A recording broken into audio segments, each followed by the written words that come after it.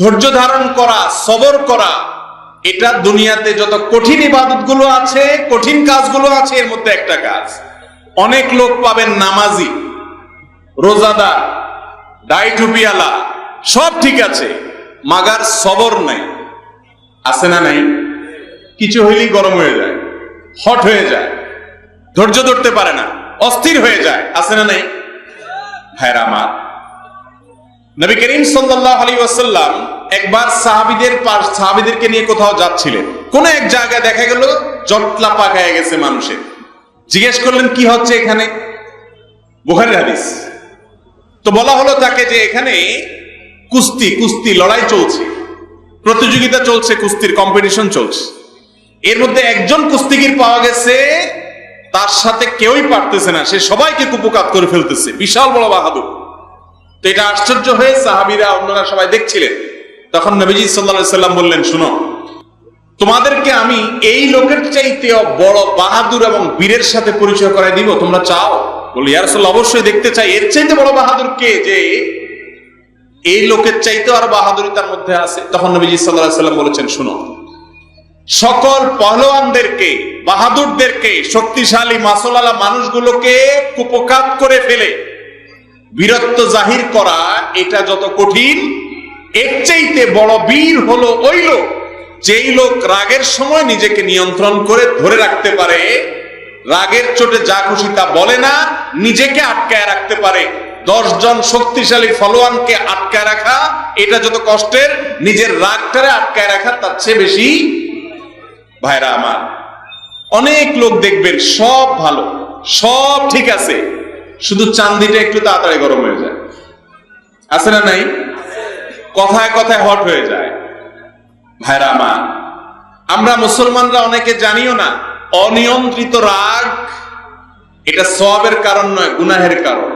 নিয়ন্ত্রণহীন রাগ এটা কিসের কারণ ভাই?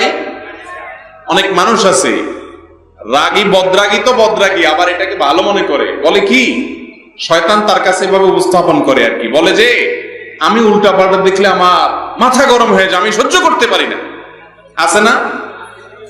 অথচ উনি নিজে হাজার উল্টা পাল্টা করেন ঠান্ডা মাথায়, শুধু আরেকজনটা দেখলে মাথা কি হয়ে যায়? গরম হয়ে যায়। ভালো করে শুনে রাখেন, যারা ধৈর্যশীল এই মানুষগুলোই মূলত জান্নাতে যাবে, কোন ধৈর্যহীন অধৈর্যশীল মানুষের জন্য জান্নাত না। আল্লাহ বলেছেন কোরআনে, ইন্নামা ইউওয়াফাস সাবিরুনা আজরাহুম বিগাইরি হিসাব, নিশ্চয়ই ধৈর্যশীলদেরকে যে বিনিময় দেওয়া হবে, এটা কোনো হিসাব করে দেওয়া হবে না, হিসাব ছাড়া আল্লাহ তাআলা ধৈর্যশীলদেরকে বিনিময় দিবেন। ভাইরা আমার, এই জন্য মুখবিত হতে হলে ধৈর্যশীল হইতে হবে। এখন কথা হলো ভাই, ধৈর্যশীল হব কিভাবে? কয়েকটা উপায় আছে। নাম্বার 1, আপনি নিজে ধৈর্যশীল মানুষদের সাথে থাকবেন, যারা ঠান্ডা মাথায় চলাফেরা করে, অনেক বড় বড় বিষয়কে খুব সহজে ট্যাকেল দিয়ে ফেলে। মনে রাখবেন, রাগ আসলেই রাগ ঝেড়ে ফেলবেন না, একটু অপেক্ষা করবেন, তারপরে ঠান্ডা হওয়ার পরে ঝাড়বেন, তখন দেখবেন যে ব্যালেন্সের সাথে ঝাড়া হয়েছে, যতটুকু দেওয়া দরকার ততটুকু দেওয়া হয়েছে। এক সাহাবী এসে বলছে, ইয়া রাসূলুল্লাহ, আমাকে একটু আপনি উপদেশ করেন। নবীজি বলছেন, লা তাগদাব, রাগ করবা না। বলেন যে আরেকটা করেন, বলে লা তাগদাব, রাগ করবা না। বলেন যে আরেকটা করেন, তৃতীয়বার বললেন লা তাগদাব। এরপর নবী সাল্লাল্লাহু আলাইহি সাল্লাম বলেছেন, লা তাগদাব ওয়ালাকাল জান্নাহ, রাগ করো না, জান্নাত তোমার। রাগ করবা না, জান্নাত তোমার হয়ে যাবে। নিজেকে নিয়ন্ত্রণ করা শিখতে হবে। ভাইরা আমার, প্রায় সময় পত্রিকা খুললে দেখা যায় কোন জেলাকে ছোটখাটো করার কোন সুযোগ নাই। বিভিন্ন জেলাতে এই ধরনের ঘটনা ঘটে যে বিয়ের অনুষ্ঠানে চিংড়ি মাছ দেয়া হয় নাই, এই জন্য হাতাহাতি মারামারি হয়ে বিয়েই ভেঙে গেছে। শুনেন নাই আপনারা? গতকাল না পরশু জানি এরকম একটা নিউজ দেখলাম যে আপনার জামাইয়ের হাত ধোয়ানোকে কেন্দ্র করে বিয়েই ভেঙে গেছে। এগুলো সবগুলোর মূল কারণ হলো, সব মাথা কি হট মাথার কারণে। যত সংসার ভাঙে বাংলাদেশে, বিবাহ বিচ্ছেদ এখন এই ডেঙ্গু যতটা বিপদের, এর চাইতে ভয়াবহ বিপদের বিষয় হলো বিবাহগুলো সব ভেঙে খান হয়ে যাচ্ছে, সংসার টিকছে না। এটারও মূল কারণ হলো মাথা কি হট।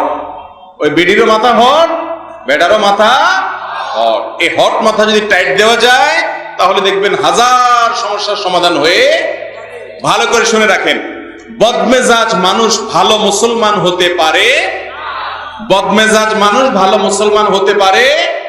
আল্লাহ কোরআনে কারিমে ভালো মানুষের গুণ বলতে গিয়ে বলেছেন ওয়াল কাযিমিনাল গাইজ, যারা নিজেদের রাগকে নিয়ন্ত্রণ করে। আল্লাহ বলেন না ওয়াল আদিমিনাল গাইজ, যাদের রাগ নাই।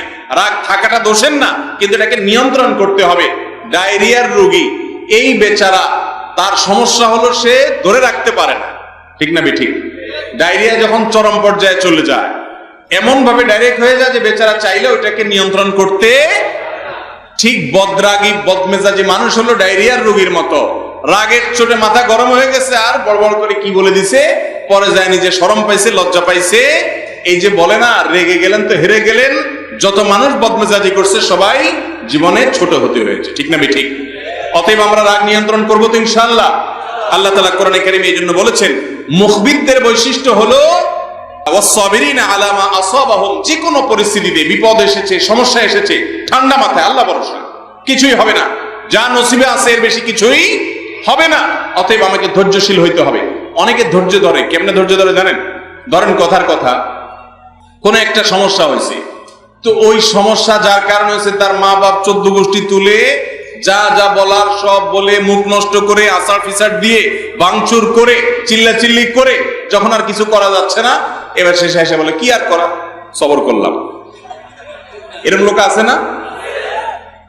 কি আর করব, সবর করলাম। এটা সবর না, এটা সবরের নামে তামাশা। হাদিসে আসছে ইন্নামাস সবরু ইনদা সাদমাতিল উলা, প্রথম ধাক্কায় যে কষ্ট হবে ওই সময় নিজেকে ধরে রাখতে পারলে এর নাম হলো কি? সবর।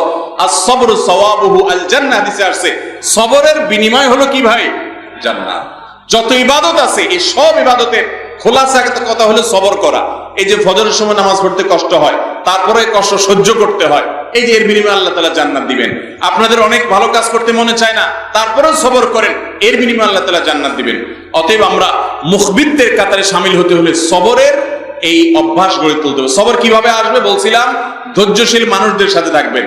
নাম্বার 2, মাথা যদি কখনো হট হয়ে যায়, কেউ উল্টাপাল্টা করছে, মনে হচ্ছে এখনই একটা বক্সিং মারা উচিত, তখন সাথে সাথে নিজেকে বলবেন বক্সিংয়ে একটা না লাগলে 5টা মারবো, কিন্তু এখন না, একটু পরে। যদি একটু কন্ট্রোল করতে পারেন নিজেকে যে এখন না, মারবো, অসুবিধা কি, একটু অজু টুজু করে নেন, একটু হাত টাত গোছায় গেছে নেন, তেল ফেল মাইখে নেন, ততক্ষণে দেখবেন সবার লেভেলে, মানে রাগ লেভেলে চলে আসছে। এরপরে যদি আপনি একটা দেনও, ওইটা খুব মাপ মতো হবে, বিপদের কোনো কারণ হবে। কিন্তু যখন মাথা গরম হয়েছে, রাগ আমারে ছাড়, এখন একটা কিছু করে ফেলে তো ধরা খাইছে। অতএব সবর করবেন তো ইনশাআল্লাহ। বেশিরভাগ তরুণ ভাইরা আছেন বদমেজাজের কারণে দুনিয়াও ধ্বংস হয়, আখেরাতও। বদমেজাজ মানুষের বন্ধু থাকে না, দেখবেন কিছু দোস্ত আছে কয়দিন পরেই কাটটি দেয়, আছে না নাই? সবার সাথে আর শুধু কাটটি লাগে, দোস্তের সাথে 2 দিন পর পরই কাটটি, কারণ এমন বদমেজাজের বদমেজাজ কিছুই সহ্য করতে পারে না। এই লোকগুলোকে আমি বলি এরা ডায়রিয়ার রোগী। বদমেজাজ রোগীরা কিরে ভাই?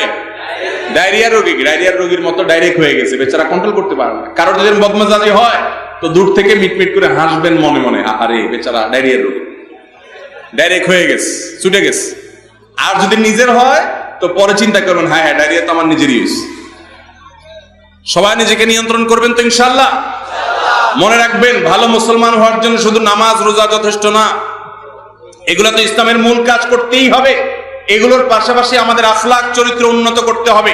আজকাল যত নামাজি পাওয়া যায় তত ধৈর্যশীল পাওয়া, আজকাল যত নামাজি পাওয়া যায় তত হালাল খোর পাওয়া যায় না। অতএব আমাদের ইবাদতের পাশাপাশি আখলাককে ঠিক করতে হবে। এই জন্য আল্লাহ রাব্বুল আলামিন দেখেন, নামাজের কথা আল্লাহ তাআলা পরে বলছেন, মুখবিতের বৈশিষ্ট্যে আল্লাহ তাআলা প্রথমে 2টা আখলাকের কথা বলে এরপরে বলছেন ওয়াল মুকিমিস সালাহ। মুখবিত হইতে হলে আপনাকে সালাত কায়েমকারী হইতে হবে, যথাযথভাবে নামাজ আদায়কারী হইতে হবে, ওয়াক্ত মতো, পুরুষ হলে জামাতের সাথে ফজর সহকারে নামাজ আপনাকে আদায় করতে হবে।